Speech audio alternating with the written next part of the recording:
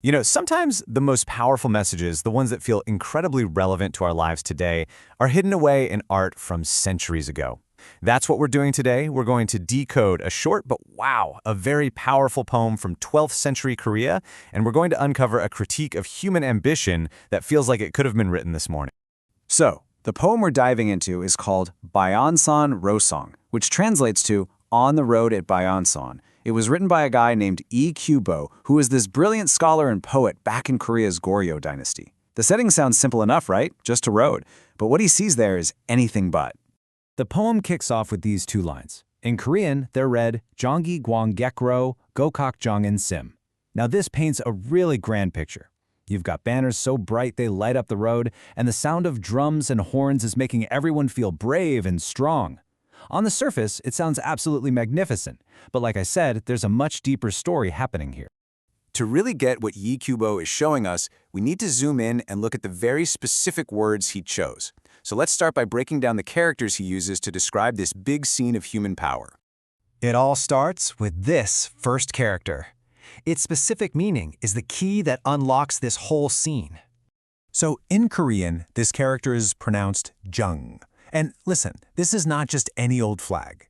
A jung was a special banner, one given by a king to a really high-ranking official. It's a direct symbol of royal authority. So right off the bat, we know we're not watching a festival parade. This is official state business. And the poet doesn't stop there. He pairs jung with this next character, and that adds another really crucial layer to what we're seeing. This character is pronounced G in Korean, and G refers specifically to a military flag. You know, the kind often decorated with fierce animals like bears and tigers to show just how strong they are. So when you put jung and gi together, you get junggi, which means you're looking at the banners of an official, royal, military procession. All right, so we've got the visuals down. Next, the poet describes the sounds of this procession using these two characters. This term is go-gok. Go for drums and gok for horns in Korean. And again, these weren't for a party. These were military instruments used to give commands and get the troops fired up for battle. So these opening lines are painting a very clear picture of a glorious military march, a real spectacle of human power and authority. So from the human perspective, this all seems pretty grand, pretty heroic. But this is where Lee Gyu-bo does something amazing. He forces us to ask a really critical question. What is all this noise and all this fury actually doing to the world it's marching through? And just like that, he shifts our focus from the road to the sidelines. And this is where the poem just takes a complete 180. The poet yanks the camera back to show us a totally different scene, one filled with chaos and fear happening just a few feet away from that glorious procession. The final two lines read, Yaseo du jangjak, Gyeongunju myorekrem. And the change in energy is just immediate. The orderly march is gone, and it's replaced by this frantic, panicked movement. We see a field mouse leaping to hide in the bamboo and a startled deer running, desperately searching for the forest. So now let's break down the language from nature's point of view, because this is where we find the poem's real emotional heart. The term here is yaso, which in Korean just means field mouse. Simple enough.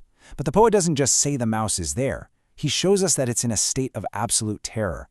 The noise, the vibrations from this army, it sends this tiny creature literally leaping for its life, trying to find any safety it can in a bamboo grove. And then we get this, gyeong-gyeon.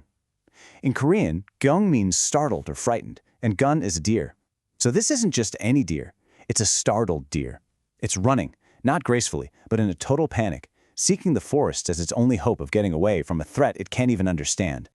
Okay, so now we have these two completely conflicting scenes, the glorious human procession on one side and the terrified natural world on the other.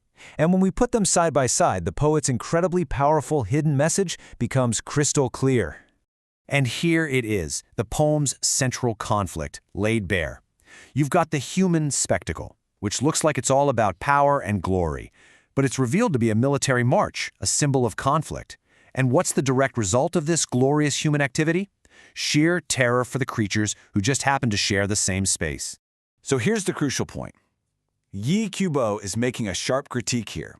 He's saying that what we humans celebrate as strength and honor and courage, you know, our wars, our ambitions, our noisy parades of power, are experienced as nothing but destructive violence by the rest of the living world. It's an absolutely profound commentary on human arrogance. Now, this poem was written over 800 years ago, and yet its message, it feels like it could have been written yesterday, doesn't it? So what's the timeless wisdom that we can take away from this? Well, this poem is such a powerful reminder. Our grand projects, our modern-day parades of power, they often have these devastating, unseen consequences.